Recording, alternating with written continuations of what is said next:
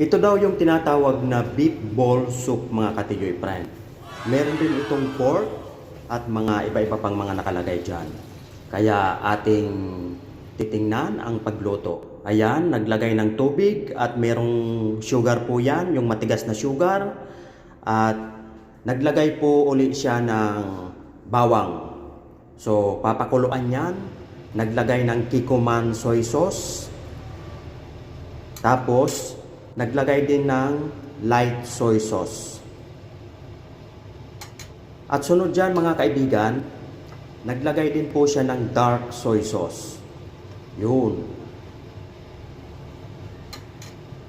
Tapos, naglagay din siya ng vinegar. Tsaka meron ding oyster sauce. So yan, talagang masarap siguro to mga katiyoy friend.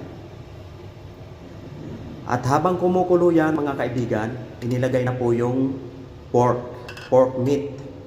So inuna po yung pork meat. At papakuluan po yan at isinunod na po yung beef balls. Yan, aantayin lang na kumulo yan para lumambot yung pork. At naglagay din po siya ng fish sauce. Sunod ay nagtaktak po siya ng paminta habang kumukulo yung sabaw, mga kaibigan. At naglagay din po siya ng chili crush. Yun, mukhang masarap nga ito. At sunod ay naglagay din siya ng kunting seasoning. At inilagay na yung vegetable. Yun. Kahit anong vegetable na dahon mga kaibigan, pwede dyan. At meron din niyang kunting celery. At hinalo-halo. Yan. Matapos mahalo ay syempre meron pang inilagay na togi. Wow! Talagang kakaiba ito. Mukhang masarap. Ayun.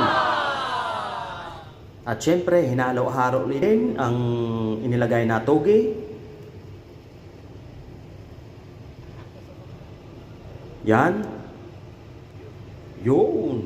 Oh. Parang tapos na yata mga kaibigan, mukhang ready na ito i-serve. Oh, masarap, di ba? Oh, kaya pwede natin i-try yan. Oh, wow. Tapos na ang pagluluto at ihahanda na po natin yan sa lamesa habang mainit pa. So, bye-bye! Thanks for watching!